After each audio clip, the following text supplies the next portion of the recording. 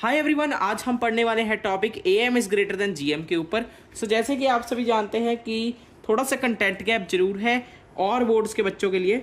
सो हम यूट्यूब के ऊपर यही सीरीज़ लेकर आए हैं कि मैथ्स मैं JEE main plus JEE advanced पूरे टॉपिक के पढ़ाने की कोशिश करूँगा। ठीक है, वहाँ तक जाने की कोशिश करूँगा हर एक टॉपिक में। अगर आप चाहते हैं कि ऐसी और वीडियोस आएँ आपके लिए, अगर आपने नॉन मेडिकल ऑप्ट की हुई है, so you can surely watch a video.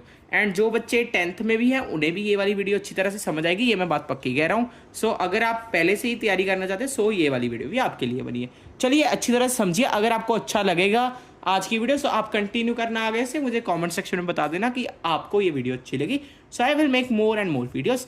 इसी के साथ में मेरी भी प्रैक्टिस हो जाएगी। चलिए शुरू करते हैं। M is greater than GM. सबसे पहले एम क्या होता है? एम होता है अरिथमेटिक मीन। क्या होता है? Arithmetic mean. अरिथमेटिक मीन का मतलब सबसे पहले तो मैं ये अज्यूम करूंगा कि आपने क्लास 10th में एपी जो चैप्टर है वो अच्छी तरह से पढ़ा होगा, अरिथमेटिक प्रोग्रेशन वाला, तभी आपको ये अच्छी तरह से आएगा। अगर नहीं पढ़ा तो अच्छी तरह से पढ़ लो, अभी टाइम है। अरिथमेटिक प्रोग्रेशन क्या होता है? ए उसमें पहली टर्म होती है और ए एन उसमें जो भी हमारी डिजायर्ड टर्म होती है उसे हम कह देते हैं, जो हमें पता करनी होती है ना। ये आपने पढ़ा था जब भी आपने अरिथमेटिक मीन पता करना है। ये अब 10th क्लास के सिलेबस में नहीं है, आप समझिए एक बार तो ध्यान से। एम कैसे आता है?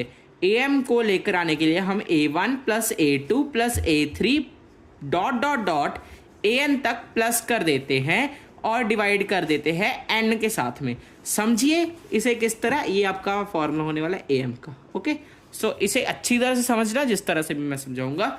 मान लेते हैं आपको AP दी गई है जिसका है 3, 5, 7, 9। आपने पढ़ा इसकी फर्स्ट टर्म 3 है, डिफरेंस इसका 2 का है। एम इसका क्या हो जाएगा? इसकी 4 टर्म्स है ना। 3 प्लस 5 प्लस 7 प्लस 9, सभी टर्म्स को प्लस किया ऊपर, और नीचे क्या आ गया? नीचे जितनी ये टर्म्स है 1, 2, 3, 4, ये A4 है ना, दैट्स वाई। ओके, ये वाली A4 है। यहाँ पे 4 के साथ में इसे डिवाइड कर दिया। 3 प्लस 5 कितना होगा? 8 होगा। 8 प्लस 7 15, 15 प्लस 9 24, 24 को 4 के साथ में डिवाइड किया। आपका एम यहाँ पे आ गया 6। ये बात समझ में आई होगी। एम का कंसेप्ट आप सभी को समझ में आ गया, ये आपको फॉर्मूला याद रख लेना, ठीक है। और अगर बात की जाए जीएम की, जीएम क्या होता है? जीएम एक ऐसा टॉपिक है जिसमें आप ज्योमेट्रिक मीन पहले आपको आना चाहिए, ज्योमेट्रिक जीपी आनी चाहिए, ज्योमेट्रिक प्रोग्रेशन। अगर नहीं आती, ये थोड़ा सा बेसिक बता देता हूँ।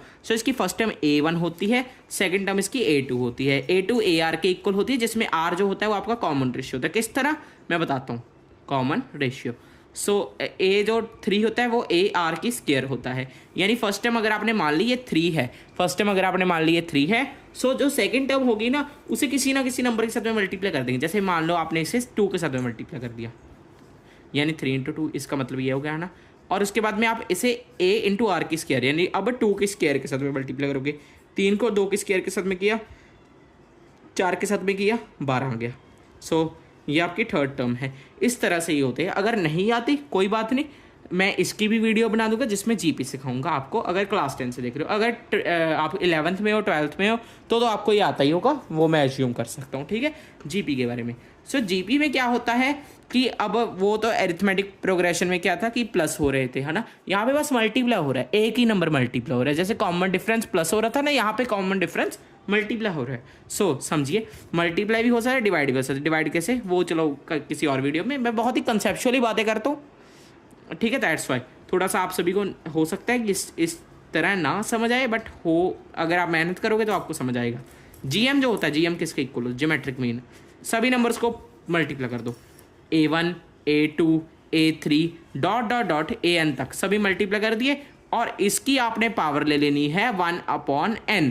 इसकी पावर ले ली आपने 1/n, यानी समझिए, यानी इसे और क्या कह सकते हैं? A1 A2 A3 dot dot dot AN और इसकी √n, ठीक है।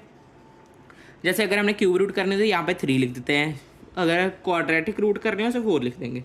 समझिए, आगे भी समझते हैं, आगे भी समझाता हूँ आप सभी को। मान लेते हैं आपकी इनइक्वालिटी क्या होती है? AM is greater then GM। इसकी एक एप्लीकेशन मैं आप सभी को अभी के लिए करा देता हूँ। बिल्कुल ही बेसिक सी एप्लीकेशन होगी। अगर आप चाहेंगे हम एडवांस तक भी जाने का तैयार आप सभी को कराऊंगा, बट आप सभी को मेरे साथ जुड़ के रहना पड़ेगा, रोज़ पढ़ना पड़ेगा और सपोर्ट करना पड़ेगा।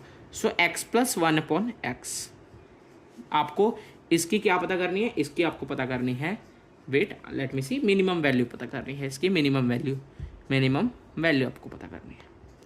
सो आप किस तरह करोगे, चलिए शुरू करते हैं। सो इसका ए एम निकाल लेते हैं, एक्स प्लस 1/x का ए एम 2 के साथ में डिवाइड कर दें क्योंकि 2 टर्म्स है, greater than equal to G M. So G M में क्या करोगे, इसकी 2 टर्म्स है तो उसकी अंडर रूट स्क्वायर कर देंगे और x इंटू 1/x कर देंगे। सो x और x कट गया, यहाँ पे आ गया अंडर रूट 1, ये जो सारा है ये इक्वल हो गया अंडर रूट 1 के।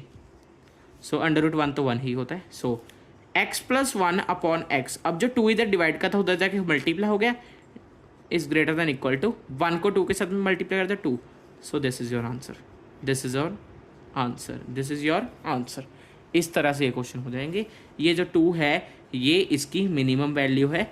मिनिमम वैल्यू क्यों, क्योंकि ये हमेशा ही इससे बड़ा होगा या इसके इक्वल होगा, दैट्स वाई हमें मिनिमम वैल्यू आ गई।